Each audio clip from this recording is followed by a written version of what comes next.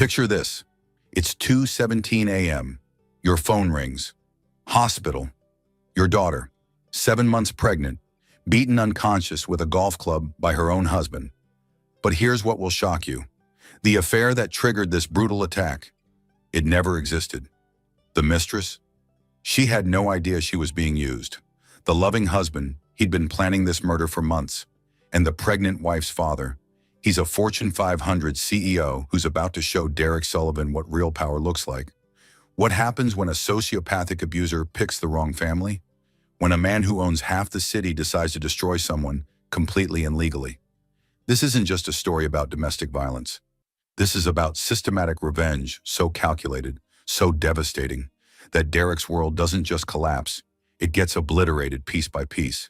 By the end of this story, you'll understand exactly why some men should never underestimate a father's love or his fury. Stay with me, because what William Matthews does to Derek Sullivan will leave you speechless. The hospital phone rang at 2:17 in the morning, cutting through the silence like a blade. William Matthews rolled over in his king-size bed. His reading glasses clattered to the nightstand. The caller ID made his blood freeze. St. Mary's Hospital Emergency Department. "Mr. Matthews." The voice was professional but urgent. A woman, tired. "This is Dr. Sarah Henderson. I'm calling about your daughter, Rebecca." "What happened?" Bill sat up straight, his heart hammered against his ribs. "Sir, Rebecca has been severely injured. She's 7 months pregnant, and we've had to perform an emergency cesarean section. You need to come immediately." The words hit him like physical blows. Severely injured, emergency surgery. His little girl. "Is she alive?" Bill's voice came out as a whisper. "She's stable but critical." "Sir, this appears to be a domestic violence incident." Domestic violence. The words echoed in Bill's head as he threw on the first clothes his hands found. Jeans, a wrinkled shirt. His wife Margaret stirred beside him.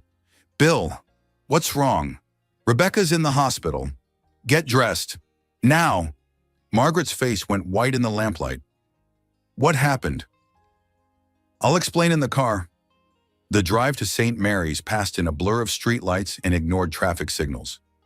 Bill's Mercedes ate up the empty streets while Margaret gripped the dashboard. "Tell me exactly what they said," Margaret demanded. "Emergency surgery, domestic violence." Bill's knuckles were white on the steering wheel. "That son of a bitch hurt my daughter." "Derek wouldn't hurt Rebecca. There has to be some mistake." "There's no mistake." "Margaret," I could hear it in the doctor's voice. They reached the hospital in 12 minutes. Bill left the car in a no-parking zone and didn't care. The automatic doors whooshed open. The smell of antiseptic and fear washed over them. "Rebecca Sullivan," Bill barked at the reception desk. "Emergency admission tonight." The nurse looked up with kind eyes that had seen too much. "Family. I'm her father, William Matthews.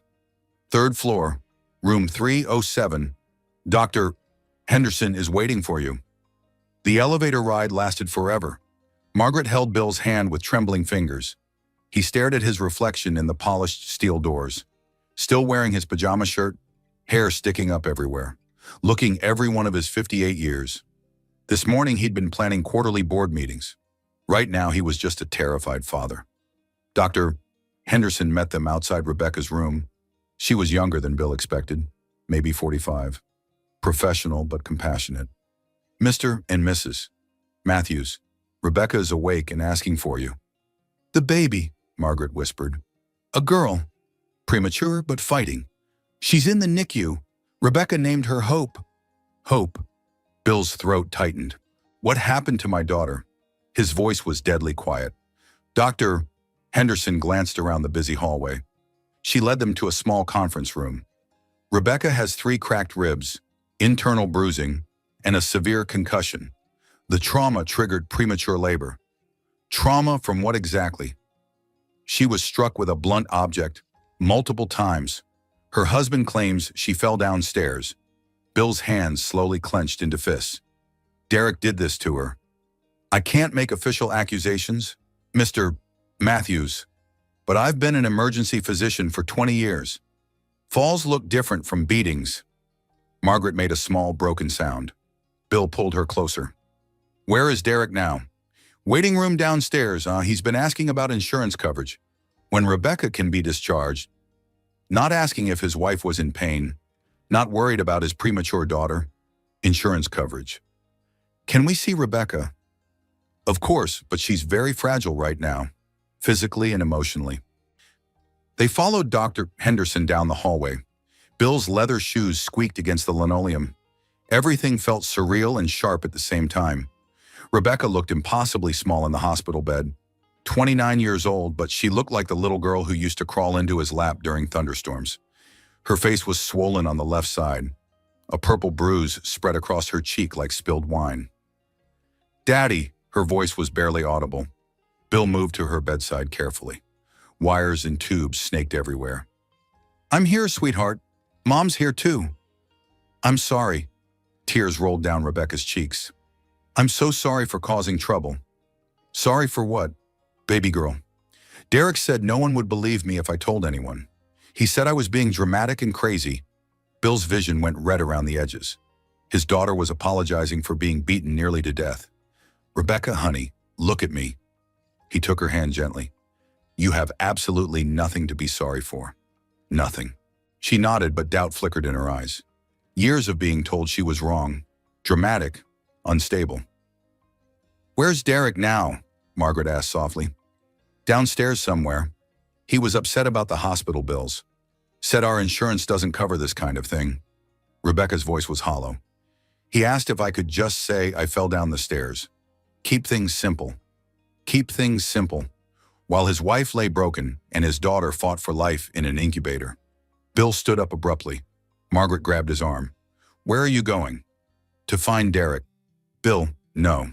Not here. Not now." He looked down at his daughter, bruised and broken in a hospital bed. His granddaughter fighting for every breath somewhere down the hall. "You're right." Bill sat back down. "Not here, but somewhere. Soon." Rebecca squeezed his hand weakly. "Daddy, I need to tell you something important. Derek's been seeing someone else. Victoria Hayes from his work. I found out yesterday and confronted him about it. That's when he..." She touched her swollen face. "He beat you because you discovered his affair. He said I was trying to ruin his life, that I was being jealous and irrational. He grabbed his golf club from the hallway closet and..." Rebecca's voice broke completely. "A golf club." Bill filed that detail away with all the others. "We're going to take care of this, Rebecca. All of it. He said no one would believe me over him. He has a good job and a good reputation. I'm just the emotional pregnant wife who can't handle stress." Bill looked at his daughter. Really looked at her. The way she hunched her shoulders. The automatic apology for existing. The fear in her eyes even here. Even safe. This wasn't the first time Derek had hurt her. This was just the first time it had been bad enough for the hospital. "Rebecca, how long has Derek been hurting you?" She was quiet for a long moment. "He's never actually hit me before last night. But the yelling, the name-calling, controlling everything I do, that started about 2 years ago, right after we got married." 2 years. Bill had missed 2 years of his daughter being systematically destroyed. "I want to see my granddaughter," he said quietly. Dr. Henderson appeared in the doorway as if summoned. "The NICU allows 2 visitors at a time. Would you like me to show you the way?" They walked through sterile hallways and double doors into a world of beeping machines and tiny fighters.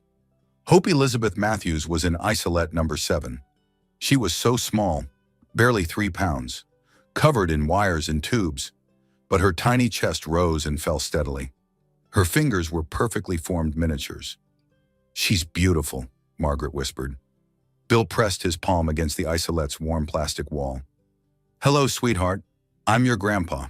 I'm going to make sure you and your mama are safe forever. I promise you that." A promise he intended to keep.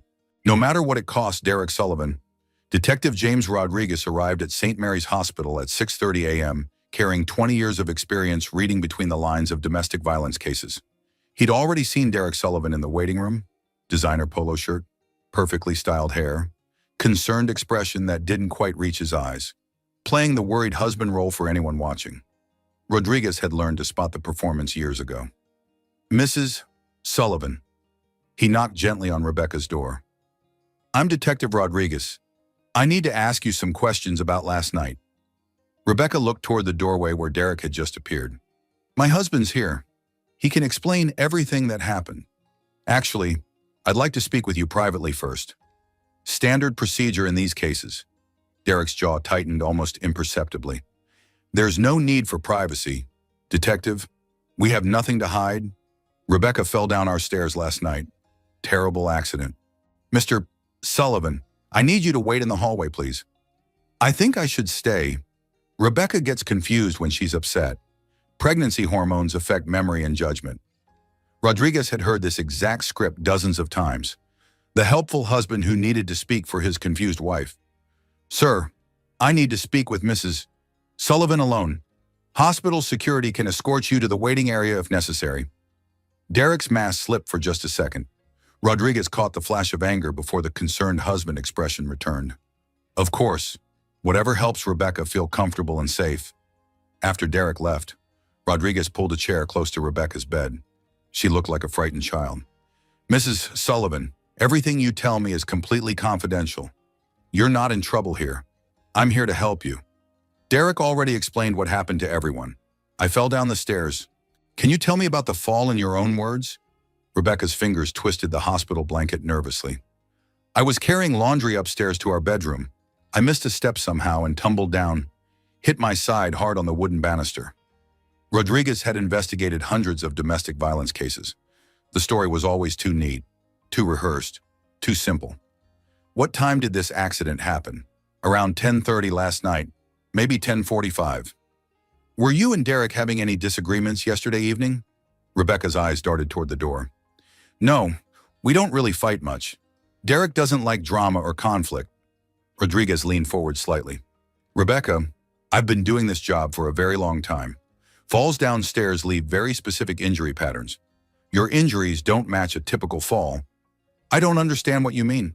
Multiple blunt force trauma to your ribs and abdomen. Defensive wounds on your forearms where you tried to protect yourself. A facial contusion consistent with being struck directly. These injuries tell a different story than falling downstairs. Rebecca's breathing quickened noticeably. Derek said if I told anyone the real truth, no one would believe me anyway. He said I was being hysterical and dramatic. What is the real truth, Rebecca? She was quiet for almost a full minute. Rodriguez waited patiently. Rushing victims never worked. I found text messages on Derek's phone from a woman named Victoria Hayes. They've been seeing each other for months. Rebecca's voice was barely audible. When I confronted him about the affair, he got really angry. What happened when he got angry? He said I was trying to ruin his life and his reputation, that I was being a jealous, crazy pregnant woman who couldn't handle normal adult relationships. Did Derek hit you then? Not with his hands at first. He pushed me hard against the wall and called me names I can't repeat in front of other people. What happened next? He went to the hall closet and grabbed his golf club. The driver, he said I needed to learn my place and stop snooping through his personal things. Rodriguez felt familiar anger building in his chest. Where did Derek hit you with the golf club? My ribs first. I doubled over from the pain and he hit me again in the back. When I fell down, he kicked me hard in the stomach. Rebecca was crying now. I begged him to stop because of the baby. What did Derek say when you begged him to stop? He said maybe losing the baby would teach me not to snoop through his things and cause problems. Rodriguez had to take a deep breath before continuing. Derek Sullivan had just moved from domestic violence to attempted murder. Rebecca, this isn't the first time Derek has hurt you, is it? The question hung in the air. Rebecca's automatic response would be to deny it, protect him, minimize the abuse pattern. He's never actually hit me before last night, she said very carefully. But he's hurt you in other ways before this. Derek has a temper sometimes. He doesn't like it when I do things wrong or make him look bad in front of other people. What kind of things make Derek angry? If dinner isn't ready exactly when he gets home from work, if I talk too much at parties or company events, if I spend money without asking his permission first. Rebecca wiped her eyes with the back of her hand. He says I'm not very smart about practical things, that I need his guidance to make good decisions. How does Derek provide this guidance? He controls all our bank accounts and credit cards. He checks my phone regularly. He comes home at lunch to make sure I'm where I'm supposed to be. The words came faster now. He chooses my clothes for important events. Says I don't have good judgment about what looks appropriate on me. Rodriguez wrote carefully in his notebook. Classic patterns of emotional and financial abuse. Has Derek ever threatened you directly? Not exactly threatened, but he tells me stories about women who make bad choices. Women who end up alone and broke because they couldn't appreciate good husbands who were trying to help them. Rebecca, I need to show you something important. Rodriguez pulled out his phone. Our technology unit pulled the doorbell camera footage from your neighbor across the street. He played the video on his phone screen. It showed Derek dragging something that clearly looked like a golf club into the house at 10:47 p.m. No laundry basket anywhere. No sign of Rebecca falling down any stairs. This footage directly contradicts Derek's story about you falling. Rebecca stared at the phone screen in shock. He lied to the police officers. Yes, which means Derek knows exactly what he did was wrong and criminal. But Derek's a good man deep down. He has a responsible job. People at work respect him. Rodriguez had heard this desperate defense before too. The victim protecting the abuser even after being nearly killed. Rebecca, good men don't beat their pregnant wives with golf clubs. Period. End of discussion. She was quiet again, slowly processing this radical idea that Derek might not be the victim of her dramatic behavior. Mrs. Sullivan, I need to ask you directly. This really isn't the first time Derek has been violent with you, is it? Finally, the complete truth emerged. Derek's actually hit me twice before tonight. Once when we were dating because I talked to a male coworker at a company party. Once last year when I bought groceries from the wrong store without checking with him first. Rebecca's voice was completely flat now. But those times I probably deserved it somehow. I wasn't being considerate of his feelings. Rebecca, you have never deserved to be hit. Not once. Not ever. Derek says all couples fight sometimes. That I'm too sensitive about normal relationship conflicts. Normal relationship conflicts don't send people to the hospital. Rebecca, Rodriguez's phone buzzed with a text from his partner downstairs with Derek. Subject story changing. Now claims he heard her fall but didn't actually see it happen. Derek was already modifying his lies as the evidence mounted against him. Rebecca, I need to ask you something very important. Are you afraid of Derek right now?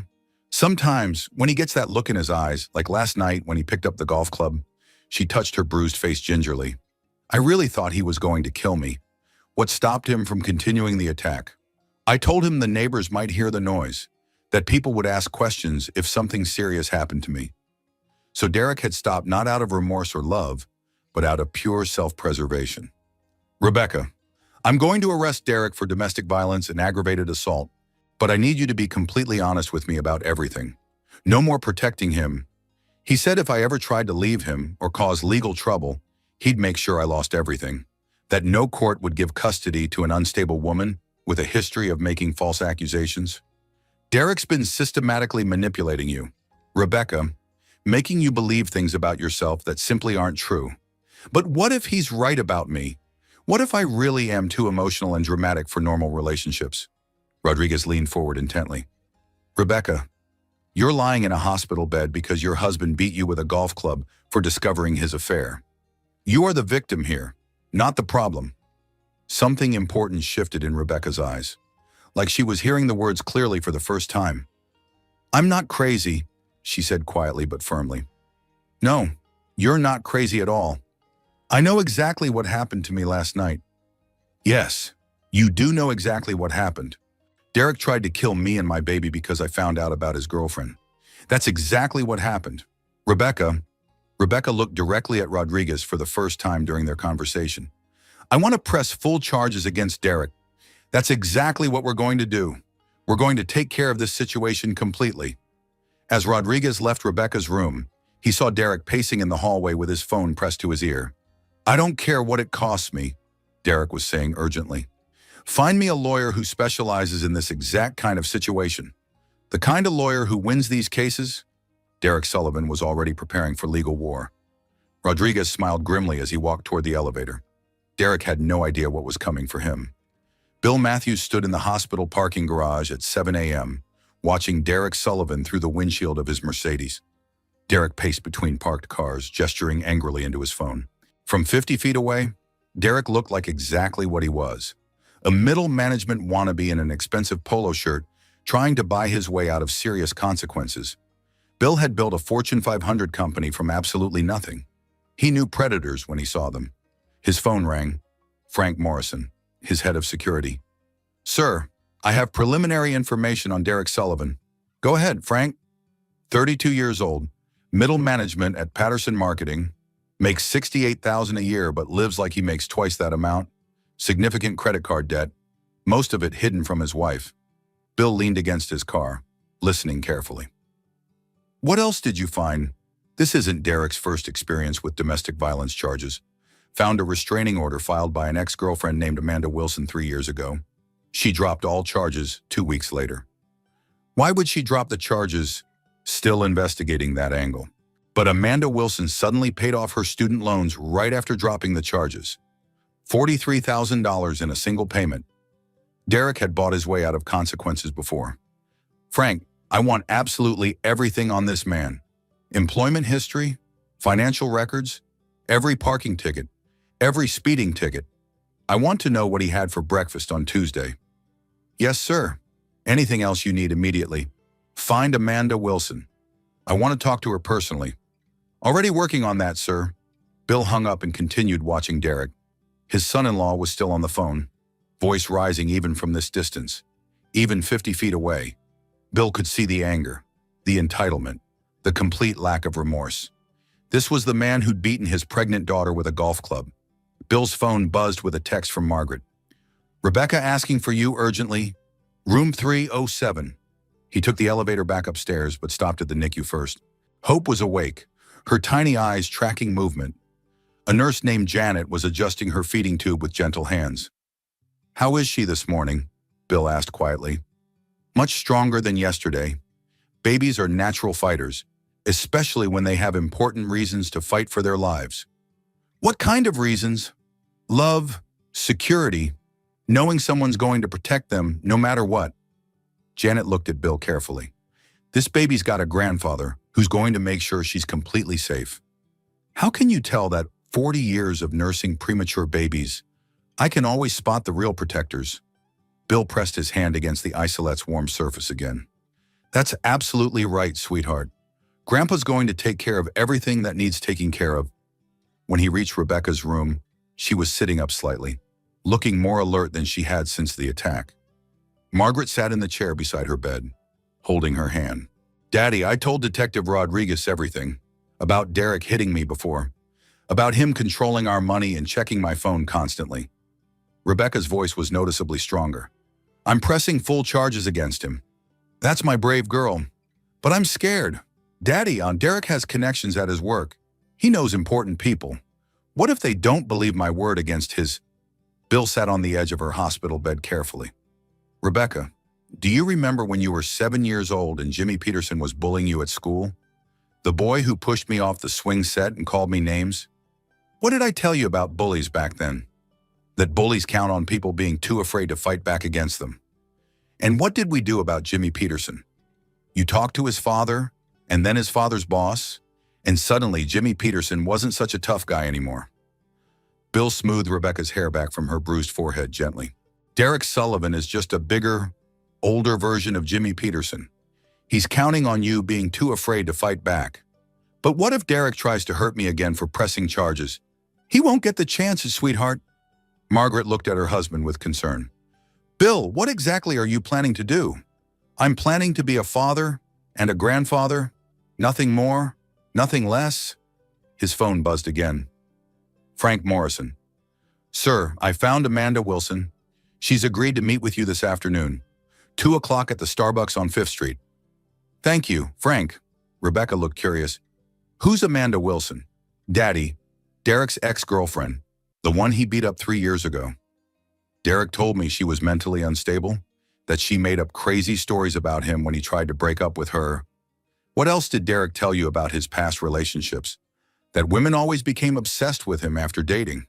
That ex-girlfriends would stalk him and make false accusations when he tried to move on with his life."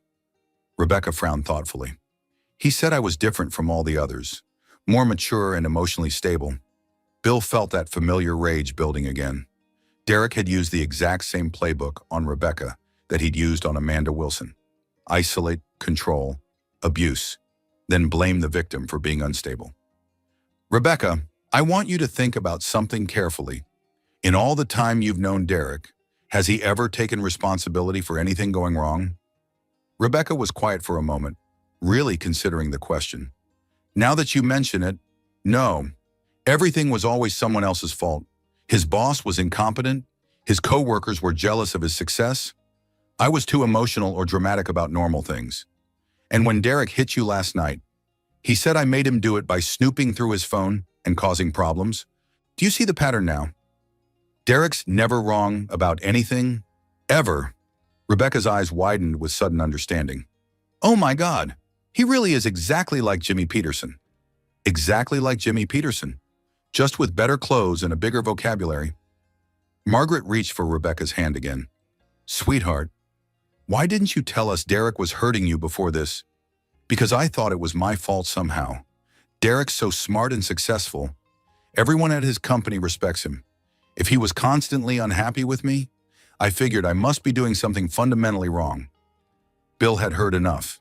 His daughter had spent 2 years being psychologically destroyed by a man who'd convinced her that abuse was actually love. Where's Derek right now? He asked. Downstairs somewhere. He came up earlier and asked when I could be discharged. He said the hospital bills were going to be really expensive and we needed to get home so I could call our insurance company. Not asking how she felt, not concerned about the baby's condition, worried about money. Did Derek ask about Hope at all? He said she looked underdeveloped and asked if the hospital had made any medical mistakes that might affect our insurance claims. Bill stood up abruptly. Margaret grabbed his arm instinctively. Bill, please don't do anything rash right now. I'm not going to do anything rash. Margaret, I'm going to do something very carefully planned. He kissed Rebecca's forehead tenderly. Get some rest, sweetheart. Focus on getting strong so you can take proper care of Hope. What are you going to do? Daddy, I'm going to have a conversation with Derek. Please don't make things worse for me. Things can't possibly get worse. Rebecca, you're in a hospital bed because your husband tried to kill you and your baby. It's time for things to start getting much better. Bill left the room and found Derek in the waiting area, still on his phone. He approached quietly, catching the end of Derek's conversation. No, I need someone who understands that women like this make completely false accusations when they're emotional. Pregnancy hormones. You know she's not thinking clearly about anything. Derek hung up and turned to find Bill standing directly behind him. Oh, Mr. Matthews, how is Rebecca feeling today? Like someone who was beaten with a golf club. Derek's expression didn't change at all. The fall down the stairs was really terrible. I feel awful that I wasn't there to catch her. Bill stared at Derek for a long moment. There's security footage of you bringing the golf club into the house. Derek, the police have it. Something flickered behind Derek's eyes. Calculation, not guilt or shame, just cold math. There must be some mistake with the timing on that footage. Technology isn't always completely reliable. No mistake. You beat my daughter because she discovered your affair. Mr. Matthews, I understand you're upset about Rebecca's accident, but Rebecca has a tendency to dramatize normal situations. I'm sure when she calms down, she'll remember things more clearly. Bill stepped closer. Derek was taller, but Bill had presence, weight, the kind of authority that came from decades of making decisions that affected thousands of people. Derek, let me be very clear about something. You have hurt my daughter for the absolute last time. Sir, I think you're misunderstanding the entire situation here. I understand perfectly. You're a coward who beats pregnant women. You manipulated my daughter into thinking abuse was love. You isolated her from her family and friends. You controlled her finances and her freedom. Derek's mask was starting to slip. Rebecca's told you her version of events, but there are always two sides to every story. Your side involves a golf club and my daughter in the ICU. Look, Mr. Matthews, I know you're very successful in business. I respect that tremendously. Maybe we can work something out here. Rebecca doesn't need to go through the stress of a trial in her current condition. Derek was offering to buy his way out, just like he had with Amanda Wilson. Work something out. Financial compensation for medical bills. Maybe some kind of arrangement where Rebecca and the baby are taken care of without involving the courts unnecessarily? Bill smiled. It was not a pleasant smile at all. Derek, you have absolutely no idea who you're dealing with. Sir, you think you can buy your way out of this like you did with Amanda Wilson? Derek's face went completely white. I don't know what you're talking about. $43,000. That's exactly what it cost you to make Amanda Wilson drop her restraining order. How did you? I know everything about you, Derek. I know about your gambling debts. I know about your hidden credit cards. I know about your affair with Victoria Hayes. I know you've been planning to leave Rebecca after the baby was born. Derek was breathing faster now. You can't prove any of that. I don't have to prove anything. Derek, I just have to destroy you completely. You're threatening me? I'm promising you. Bill turned and walked away, leaving Derek standing alone in the waiting room. By the time he reached his car, Bill was already planning Derek Sullivan's complete and total destruction. It was going to be thorough. It was going to be legal. And it was going to be absolutely devastating, just like Derek had been to his daughter. But Derek had made one critical mistake. He'd chosen the wrong family to terrorize. Now Derek was going to learn exactly what happened when you declared war on William Matthews. Victoria Hayes sat across from Frank Morrison in a corner booth at Starbucks on 5th Street, her hands wrapped around a coffee cup that had gone cold 30 minutes ago. She was younger than Frank had expected, 26, with the kind of polished professional appearance that screamed middle management ambition. But her eyes were red-rimmed and her perfectly manicured fingers trembled noticeably. Miss Hayes, thank you for agreeing to meet with me on such short notice. I still don't understand what this is about. You said it concerned Derek Sullivan. Frank pulled out his identification folder. I work for William Matthews, Derek's father-in-law. Victoria's face went completely pale. Oh God, Rebecca's father. You know Rebecca. Derek talks about her sometimes. Victoria looked down at her, shaking hands. He said she's been having a really difficult pregnancy. Serious emotional problems? What kind of emotional problems? Jealousy, paranoia, making wild accusations about Derek's friendships at work. Victoria's voice was getting smaller. Derek said pregnancy hormones have made her unstable and irrational. Frank leaned forward slightly. Miss Hayes, Rebecca's in the hospital right now. Derek beat her with a golf club last night. She nearly died. The color drained completely from Victoria's face. That's absolutely impossible. Derek would never hurt anyone. He's the gentlest man I know. When did you last see Derek? Yesterday afternoon. We had lunch together at the deli near our office. Victoria was breathing faster now. He was upset because Rebecca had been going through his phone. He said she was becoming obsessive and controlling. Did Derek tell you what happened when he went home? He texted me around 11 p.m., said Rebecca had fallen down the stairs and he was taking her to the hospital. Frank pulled out his phone and showed Victoria the doorbell camera footage. This is Derek dragging a golf club into his house at 10:47 p.m. Victoria stared at the screen in shock. I don't understand what I'm seeing. Derek lied to you, Miss Hayes. Rebecca didn't fall down any stair. Derek beat her because she discovered your affair. Affair? Victoria looked genuinely confused. Derek and I aren't having an affair. You're not romantically involved with Derek. Derek's married. He loves his wife deeply. He's excited about becoming a father. Victoria was shaking her head. We're friends. We have lunch sometimes. We text about work stuff. Frank pulled out printed copies of text messages his tech team had recovered from Derek's phone. These are messages between you and Derek from the past 3 months. Victoria read the first few messages and her hand flew to her mouth. I never sent these?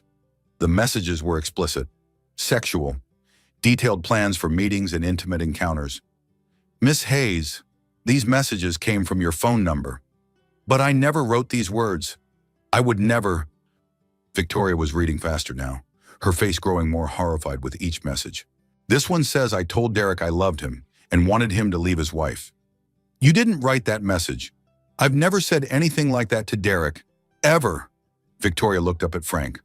Someone's been sending messages from my phone without my knowledge. How is that possible? Derek set up my new phone for me 2 months ago. He said he was helping me transfer everything from my old phone. Victoria's voice was barely a whisper.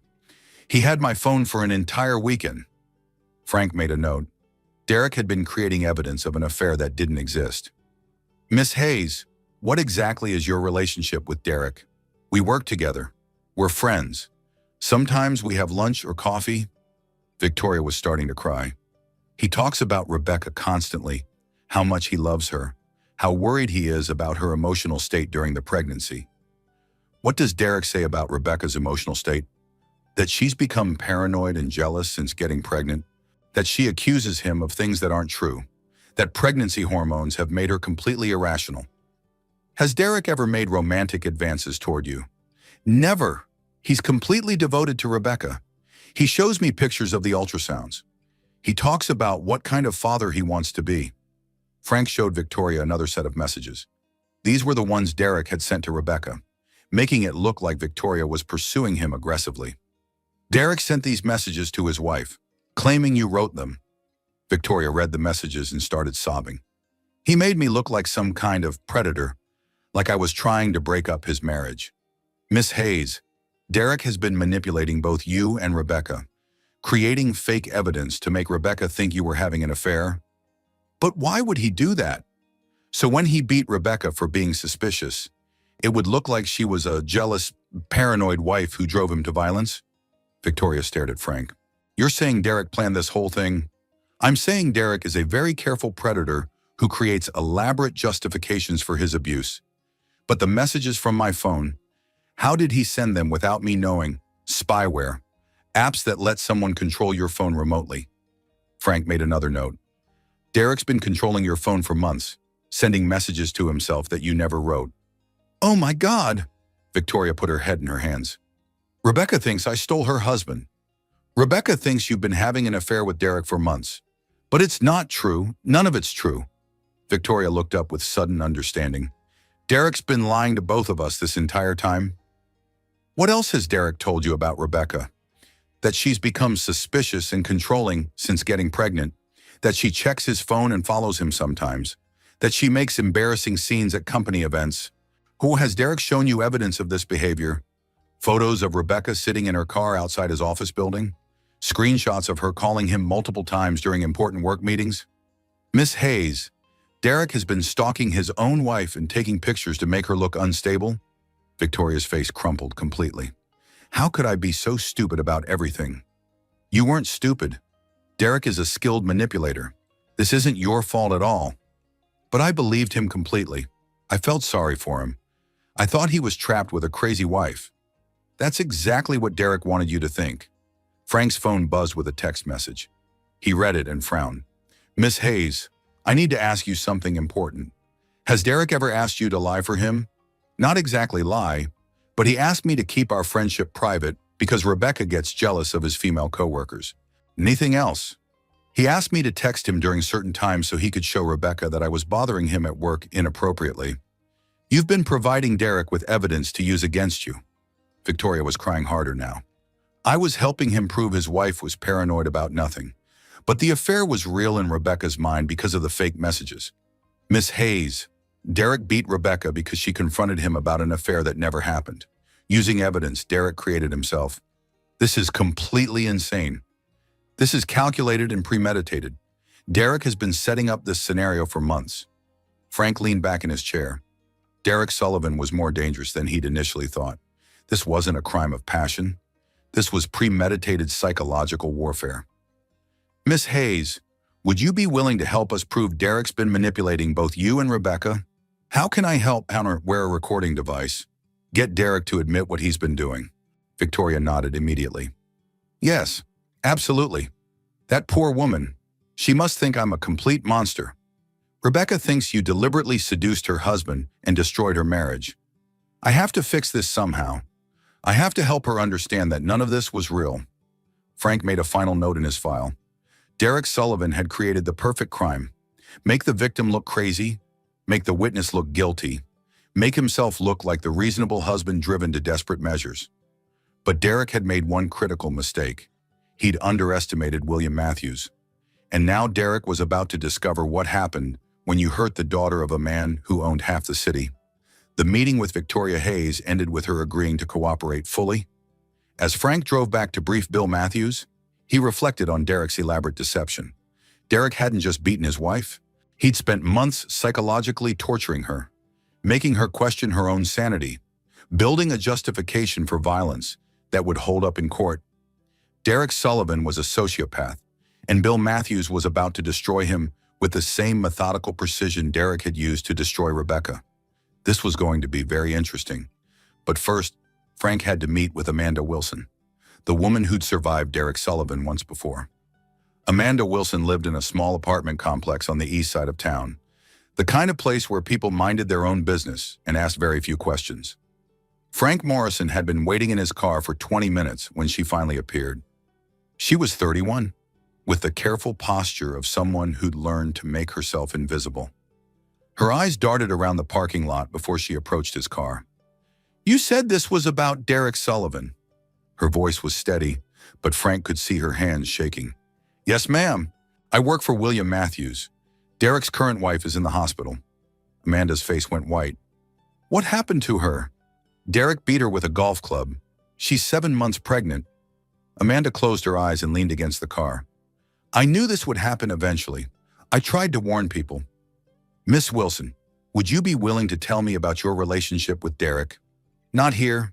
Too many people around who might be watching." Amanda looked toward her apartment building nervously. "There's a diner on Maple Street, Murphy's. I'll meet you there in 10 minutes. Frank waited in a back booth at Murphy's Diner, watching Amanda Wilson compose herself at a corner table. When she finally joined him, her coffee cup rattled against the saucer as she set it down. "How badly is she hurt? Cracked ribs, internal bleeding, severe concussion? The baby was born premature." "Jesus Christ." Amanda stared into her coffee. "I tried to warn people about Derek, but nobody believed me.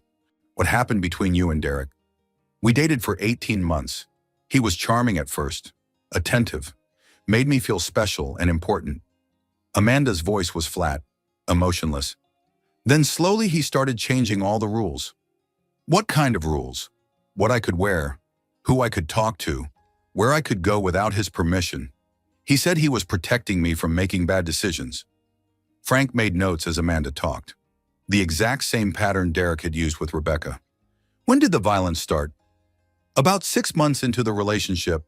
I came home from work late because of a mandatory meeting. Derek was waiting in my apartment. He'd let himself in with the spare key I'd given him." "What happened that night?" "He said I was lying about the meeting, that I was probably seeing someone else behind his back. When I tried to show him the work emails proving the meeting was real, he grabbed my phone and threw it against the wall." "Did he hit you that night?" "He pushed me down and held me there while he explained that women like me needed guidance from men like him. He didn't hit me that time, but I knew he wanted to." Frank could see where this was going. Derek escalated slowly, testing boundaries. "When did Derek first hit you?" 3 months later. I had dinner with a female coworker for her birthday. Derek said I was being disrespectful by going out without his permission." "How did Derek find out about the dinner?" "He was tracking my phone. I didn't know until much later, but he'd installed spyware when he offered to fix it after I dropped it." The exact same tactic Derek had used with Victoria Hayes. "Tell me about the night Derek really hurt you." Amanda was quiet for almost a full minute. "I found out Derek was seeing other women, dating them while still with me. When I confronted him about it, he completely lost control." "What did he do?" "Beat me unconscious with a lamp base. I woke up in the hospital with a concussion and a broken wrist." "You filed a restraining order against him?" "Yes. The police were very helpful. They said I had a strong case against him." "But you dropped the charges." Amanda's laugh was bitter. "Derek's very persuasive when he needs to be." "How much did he pay you?" $43,000. Exactly enough to pay off my student loans." "Did Derek threaten you?" "He didn't need to threaten me. He explained very calmly what would happen if I went through with the charges." "What would happen?" "He'd destroy my reputation completely, make me look like a vindictive ex-girlfriend who couldn't handle being dumped. He had photos of me that would be embarrassing if they became public." "Photos you'd given him?" "Photos he'd taken without my knowledge. In my apartment, in my bedroom." Amanda's voice was getting smaller. "He said no jury would believe an unstable woman with a history of making false accusations." "False accusations?" "Derek had been setting me up for months, creating incidents where I looked jealous or crazy, then documenting my reactions carefully. Frank looked up from his notes. Can you give me a specific example? He'd flirt with waitresses when we went out to dinner, then act confused when I got upset. He'd take pictures of me crying or arguing and save them as evidence of my emotional instability. He was building a defense case before he ever hit you. Derek's not stupid. He plans everything very carefully and methodically. Frank's phone buzzed. A text from his tech team. Sullivan's financial records ready for review. Miss Wilson, would you be willing to testify about Derek's pattern of behavior? If it would help his wife? Yes, but I need protection. Protection from Derek. Derek doesn't like loose ends. When he found out I was talking to a domestic violence counselor last year, my car was vandalized and my apartment was broken into. You think Derek was responsible? I know Derek was responsible. He sent me a text the next day asking if I was having security problems. Frank made another note. Derek had been intimidating Amanda Wilson for years after their relationship ended. Miss Wilson, one more question. Did Derek ever mention wanting to have children? All the time. He said he wanted a family with a woman who understood her role. Someone more traditional than me. What did he mean by traditional? Submissive, financially dependent, isolated from friends and family. Amanda looked directly at Frank. Derek wanted a victim, not a partner. Frank's phone rang. Bill Matthews. Frank, where are we on the financial investigation? Just finished with Amanda Wilson. Derek's pattern goes back years. I'm heading back to brief you on the financial records now. Good. I want everything ready before Derek realizes what's happening to him. Frank hung up and looked at Amanda Wilson. Miss Wilson, Derek Sullivan is about to learn what happens when he targets the wrong family? What do you mean Derek's current father-in-law owns half this city, and he's not the forgiving type? Amanda smiled for the first time since Frank had met her. Good. Derek's gotten away with this for way too long. He won't get away with it this time. As Frank drove back to brief Bill Matthews, he reflected on Derek's methodology. Amanda Wilson had been a trial run. Derek had perfected his techniques on her, then applied them to Rebecca with even more sophistication. But Derek had made a critical error in judgment. He'd assumed Rebecca's family would be as powerless as Amanda Wilson had been. He was about to discover how wrong that assumption was. Bill Matthews wasn't just angry. Bill Matthews was methodical. And Derek Sullivan was about to become his project. A project that would end with Derek's complete and total destruction. Dr. Sarah Henderson found Bill Matthews in the NICU at 6 a.m., standing beside Hope's isolette with the stillness of a man keeping vigil. Mr. Matthews, you've been here all night. Couldn't sleep. Bill's voice was rough with exhaustion. How is she this morning? Stronger? Her breathing is more stable, and she's responding well to feeding. Dr. Henderson checked Hope's chart carefully. Babies born at 33 weeks usually do very well with proper care. Usually, Hope's case is complicated by the trauma her mother experienced. Maternal stress during pregnancy can affect fetal development. Bill watched his granddaughter's tiny chest rise and fall. What kind of effects? Potentially issues with lung development, nervous system function, immune response. We won't know the full extent for several weeks. Is she in pain right now? We're managing her comfort very carefully. But Mr. Matthews, premature babies are fighters. Hope has every reason to survive and thrive. Bill pressed his palm against the isolette's warm surface. What does she need from us? Time, medical care, and the knowledge that she's safe and loved. She'll have all of that. Dr. Henderson made a note in Hope's chart. Mr. Matthews, can I ask you something? Of course. Have you considered that Hope might benefit from having her father involved in her care? Bill's expression darkened. Derek Sullivan will never be alone with his child. Sir, I understand there are family complications, but research shows that paternal involvement can be important for premature infants. Derek Sullivan beat Hope's mother with a golf club. He told Rebecca that maybe losing the baby would teach her not to snoop through his things. Dr. Henderson stopped writing. He said that, among other things, Mr. Matthews, I need to document that statement for Hope's medical file. Why? If Derek Sullivan expressed indifference or hostility toward this pregnancy, it's relevant to Hope's safety and care planning. Bill pulled out his phone. and showed Dr. Henderson the police report Detective Rodriguez had filed. Derek has shown no interest in Hope except to complain about medical expenses.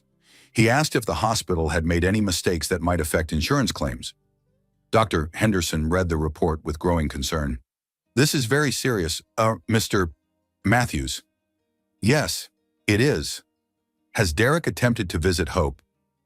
"Once, yesterday afternoon. He looked at her for about 30 seconds and asked when she could go home." "What was his demeanor?" "Impatient, annoyed, like Hope was an inconvenience rather than his daughter." Dr. Henderson made extensive notes. "Mr. Matthews, I'm going to recommend that Derek Sullivan not be allowed unsupervised access to Hope." "On what grounds?" "Medical grounds. Hope is extremely vulnerable right now. She needs a calm, nurturing environment. Based on what you've told me, Derek represents a potential source of stress and instability." "Can you do that legally?" "I can restrict access based on medical necessity. Hope's well-being is my primary concern." Bill felt some of the tension leave his shoulders. "Thank you, Dr. Henderson." "Mr. Matthews, there's something else you should know. Rebecca has been asking to see Hope, but Derek told her the baby was too sick for visitors." "That's not true." "Completely false. We encourage maternal bonding as soon as possible. It's beneficial for both mother and baby. Derek's been keeping Rebecca away from her own daughter. Apparently, Rebecca asked me yesterday if Hope was going to die, because Derek told her the baby's condition was very serious and that seeing her might be too traumatic for Rebecca in her current emotional state." Bill's hands slowly clenched into fists. Derek was psychologically torturing Rebecca even from her hospital bed. "Dr. Henderson, I want Rebecca brought down here as soon as possible. I'll arrange for a wheelchair transport this morning. And I want Derek banned from the NICU completely. I'll have security briefed immediately." Bill's phone buzzed with a text from Frank Morrison. "Meet me in the parking garage. Urgent news. Dr. Henderson, thank you for taking care of Hope. Mr. Matthews, can I ask you something personal?" "Sure." "What are you planning to do about Derek?" Bill looked at his granddaughter, fighting for every breath in her plastic shelter. "I'm going to make sure he never hurts anyone again. Legally, I hope. Everything I'm going to do to Derek Sullivan will be completely legal. And completely devastating. Absolutely." Bill found Frank Morrison waiting beside his Mercedes in the parking garage. "What's the urgent news, Frank?" "Derek's financials are much worse than we thought. He's not just hiding debt from Rebecca. He's been stealing from her. How my credit cards opened in her name without her knowledge. A second mortgage on their house that she never signed. He's been forging her signature for months." Bill leaned against his car. "How much has he stolen?" "Close to $80,000. All of it used to cover gambling debts and fund his lifestyle." "Gambling debts to whom?" "Some very unpleasant people. The kind who break legs when they don't get paid." "How much does Derek owe them?" $120,000. They've been calling his office daily for the past 2 weeks." Bill smiled grimly. "Interesting timing. Derek beats his wife right when his gambling creditors are applying serious pressure. Gets worse. Derek took out a $500,000 life insurance policy on Rebecca 6 months ago. Without her knowledge, he forged her signature on the application, listed himself as the sole beneficiary." Bill stared at Frank. Derek was planning to kill Rebecca. Looks that way. With the life insurance money, he could pay off his gambling debts and start fresh. "What about Hope?" Derek never intended for Hope to survive the attack. The fact that Rebecca lived long enough to get to the hospital wasn't part of his plan. Bill's vision went red around the edges. Derek hadn't just beaten his daughter in a moment of anger. Derek had planned to murder Rebecca and let their unborn baby die. "Frank, I want Derek destroyed. Completely, financially, professionally, personally." "Yes, sir. Where do you want me to start?" "His gambling creditors. Let them know Derek's been arrested and won't be able to pay them back. That might get Derek hurt." "Sir, that's Derek's problem. What else?" "His employer? I have documentation of Derek using company time and resources to conduct his affairs and cover up his crimes. Send everything to Patterson Marketing's CEO immediately." "Done." "What about the forged documents?" "Turn everything over to Detective Rodriguez. Derek's going to face federal charges for identity theft and fraud. Sir, there's one more thing. Derek's been telling people at work that Rebecca is mentally unstable and that he's considering having her committed for psychiatric evaluation. Bill's hands clenched into fists again. He's planning to have Rebecca declared incompetent so he can control her finances and get custody of Hope. That appears to be his backup plan if the murder didn't work. Frank, I want you to record every conversation Derek has. I want documentation of every lie he tells. Already in progress. We've got surveillance on Derek 24/7. Good. Now I want you to do something else. Name it. Find Victoria Hayes. I think it's time Derek's alleged mistress learned exactly what kind of man she's been defending. Sir, Victoria Hayes has already agreed to help us. She's willing to wear a wire and get Derek to confess. Perfect. Set it up for this afternoon. Bill's phone rang. Margaret. Bill, Rebecca's asking for you. She wants to see Hope, but Derek told her the baby was too sick for visitors. Derek lied. I'll be right there. Bill hung up and looked at Frank. Derek Sullivan has lied to and manipulated my daughter for the last time. What's the next step? We're going to give Derek exactly what he deserves, which is complete destruction, but we're going to let him destroy himself. As Bill walked back toward the hospital elevators, he reflected on Derek's elaborate plan. Murder disguised as domestic violence, life insurance fraud, identity theft, psychological manipulation designed to make Rebecca look unstable. Derek Sullivan was a predator who'd been hunting his daughter for years. But predators made mistakes when they got greedy. And Derek had just made the biggest mistake of his life. He'd hurt William Matthews' family. Now Derek was about to learn what happened when you declared war on a man who owned half the city. The war was about to begin, and Derek had no idea what was coming for him. Rebecca held Hope for the first time at 11 a.m. on Tuesday morning, sitting in a rocking chair beside the NICU window while machines monitored every breath her daughter took. Hope weighed 2 pounds and 14 ounces. Her skin was translucent, her fingers impossibly small, but her eyes were alert, tracking Rebecca's face with the focus of someone who knew she was finally safe. She's absolutely beautiful, Margaret whispered from the chair beside them. Derek said she looked weird and underdeveloped. Rebecca stroked Hope's tiny hand with one finger. He said I shouldn't get too attached in case something went wrong. Derek's an idiot, Bill said from the doorway. Rebecca looked up at her father. Where is Derek? I haven't seen him since yesterday morning. Derek's busy dealing with some serious complications from his arrest. What kind of complications? Bill pulled up a chair so he was sitting directly across from Rebecca. Sweetheart, there are some things about Derek you need to know. Daddy, I already know he hit me. I already know about the affair. It's much more than that. Rebecca? Bill pulled out a folder Frank Morrison had prepared. Financial records, forged documents, evidence of Derek's elaborate deceptions. Derek's been stealing from you for months. Credit cards opened in your name. A second mortgage on your house. Identity theft. Rebecca stared at the documents. That's my signature. Derek forged it, but it looks exactly like my handwriting. Derek's been practicing forging your signature for months. Rebecca, we found practice sheets in his desk at work. Rebecca's face went white. How much money? $80,000. All of it used to cover gambling debts. Gambling debts. Derek owes $120,000 to some very dangerous people. Margaret leaned forward. Rebecca, did Derek ever mention gambling to you? Never. He said gambling was for weak people who couldn't control their impulses. Bill pulled out another document. Derek took out a life insurance policy on you 6 months ago. $500,000. He's the sole beneficiary. I never signed a life insurance application. Derek forged your signature on that too. Rebecca was quiet for a long moment, processing this information while Hope slept peacefully in her arms. Daddy, are you saying Derek planned to kill me? I'm saying Derek needed $500,000 to pay off his gambling debts, and your life insurance policy was worth exactly that amount. But what about Hope? Derek never intended for Hope to survive.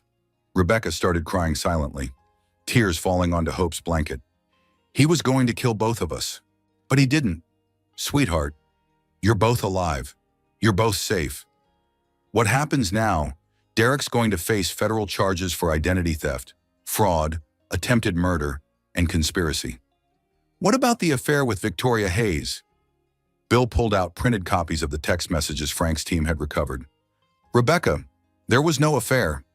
What do you mean Derek created fake messages between himself and Victoria? She never sent those texts.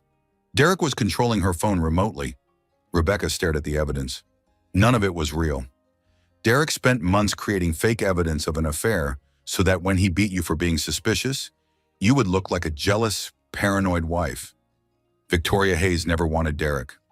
Victoria Hayes thought Derek was a devoted husband worried about his emotionally unstable wife. Rebecca's tears came harder now. I hated her. I thought she was stealing my husband. Derek manipulated both of you, sweetheart. So when I confronted Derek about the affair, you were confronting him about something that never happened. Using evidence Derek created himself. Rebecca looked down at Hope. He beat me over a lie. Derek beat you because he's a violent predator who needed an excuse that would hold up in court. How long has he been planning this? Months? Maybe years? Rebecca was quiet for several minutes, just holding Hope and processing the enormity of Derek's deception. Daddy, I feel so stupid. You're not stupid, Rebecca. Derek's a skilled manipulator who's been doing this for years. I should have seen the signs. Derek's job was to make sure you didn't see the signs. He's very good at what he does. What he does, Derek's a predator. Sweetheart, this is how he operates. He finds vulnerable women, isolates them, controls them, and then destroys them when he's done. How many others have there been? We know about Amanda Wilson. There are probably others. Rebecca shifted Hope to her other arm. What's going to happen to Derek? Derek's going to prison for a very long time. Are you sure? Rebecca, Derek committed multiple federal crimes. There's no way he's avoiding prison. But what if he hires a good lawyer? Derek's broke, sweetheart. He can't afford a good lawyer. His family has money. Derek's family disowned him years ago. They know exactly what kind of person he is. Rebecca looked surprised. Derek told me his family loved him, but were jealous of his success. Derek's father is a retired police officer. His mother is a social worker. They stopped talking to Derek after he was arrested for domestic violence 3 years ago. He told me his family was excited about Hope. Derek's been lying to you about everything. Rebecca? Hope stirred in Rebecca's arms, making small sounds. Rebecca adjusted her hold, natural maternal instincts taking over. Daddy, I want to ask you something, but I'm afraid of the answer. Ask me anything. If Derek had succeeded in killing me, would Hope have survived? Bill was quiet for a moment. Dr. Henderson says premature babies born under traumatic circumstances have lower survival rates. So Derek was planning to kill both of us? Yes. Why? Because dead people can't testify against you, and Derek needed the insurance money. Rebecca started crying again. I loved him. I really loved him. I know, sweetheart. How could I love someone who wanted to kill me? Because Derek made sure you only saw the person he wanted you to see. But there were signs. Weren't there things I ignored? Derek's job was to make you ignore those signs. I want to see Victoria Hayes. Bill looked surprised. Why? Because I need to apologize to her. I hated someone who was as much a victim as I was. I'll arrange that meeting. Daddy, can I ask you something else? Of course. Hey, what are you going to do to Derek? Bill smiled grimly. Derek's going to face the consequences of his choices. Legal consequences. Completely legal consequences. But also devastating consequences.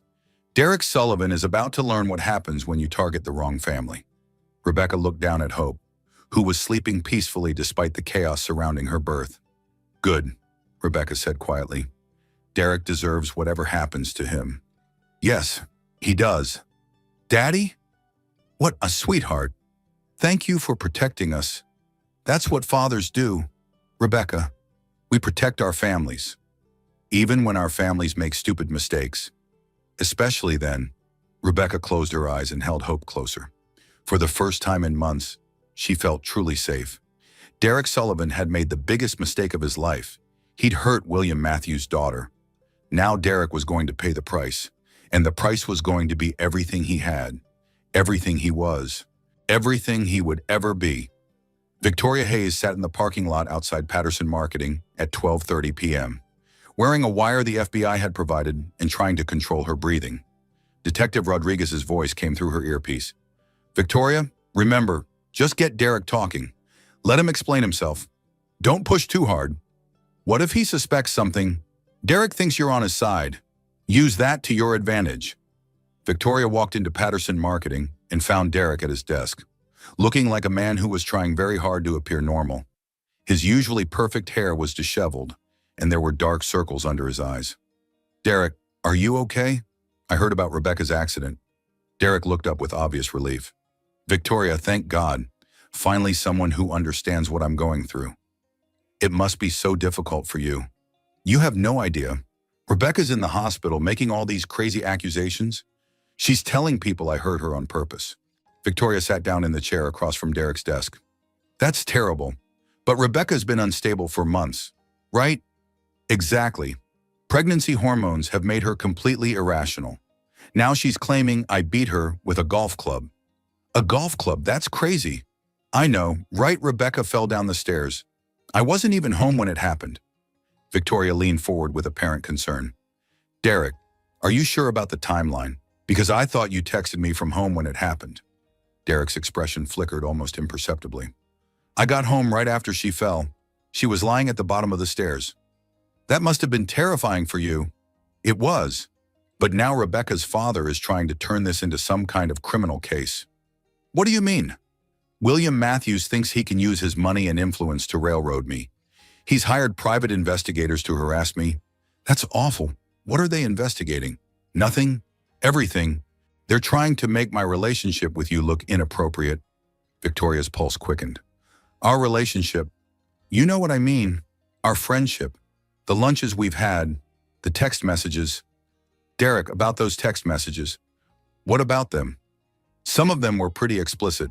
I don't remember sending messages like that. Derek's eyes sharpened. Victoria, what are you saying? I'm saying I never wrote some of those messages. The ones where I supposedly told you I loved you and wanted you to leave Rebecca. Victoria, you've been under a lot of stress at work. Maybe you don't remember everything clearly. I would remember telling a married man I loved him. Derek. Look, Victoria, I understand why you might want to distance yourself from me now. This situation with Rebecca is complicated. It's not about distancing myself. It's about the truth. Derek stood up and closed his office door. Victoria, I need you to understand something. Rebecca is trying to destroy me. She'll say anything to make me look bad. Even if that's true, I still didn't send those messages. Someone had to send them. Maybe someone with access to my phone? Derek was quiet for a moment. Victoria, what are you implying? I'm not implying anything. I'm stating a fact. I didn't send those messages. Then how do you explain them? You tell me. Derek, you're the one who set up my new phone.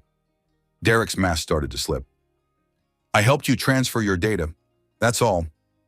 Did you install any apps on my phone? Just the standard stuff. Email, calendar, messaging. What about tracking apps? Why would I install tracking apps? To monitor my location. To send messages from my phone without my knowledge. Derek sat back down, his expression completely different now. Calculating. Cold. Victoria, I think you're confused about a lot of things. Am I confused about Rebecca being in the hospital? Rebecca had an accident with a golf club. Rebecca fell down the stairs. Derek, I saw the security footage. Derek went very still. What security footage? The doorbell camera from across the street. It shows you bringing a golf club into your house at 10:47 p.m. That footage could show anything. Technology isn't reliable. It's reliable enough for the police. Derek stood up again, pacing behind his desk. Victoria, whose side are you on here? I'm on the side of the truth. The truth is that Rebecca is a mentally unstable woman who's trying to destroy me because I want a divorce. Is that why you took out a life insurance policy on her? Derek stopped pacing. How do you know about that? Because I know about all of it. Derek, the forged signatures, the hidden debt, the gambling. Who told you about the gambling? Does it matter? Derek sat down heavily. Victoria, you don't understand the pressure I've been under. What kind of pressure? Financial pressure. Rebecca spends money we don't have. She's driving us into bankruptcy. Rebecca doesn't control your finances. Derek, you do. She doesn't understand how expensive it is to maintain our lifestyle. What lifestyle you live in a modest house and drive a 10-year-old car? The baby was going to make everything worse. More expenses we couldn't afford. Victoria felt sick. Derek, are you saying you hurt Rebecca because of money? I'm saying Rebecca's pregnancy was poorly timed. Poorly timed for what? For my financial situation.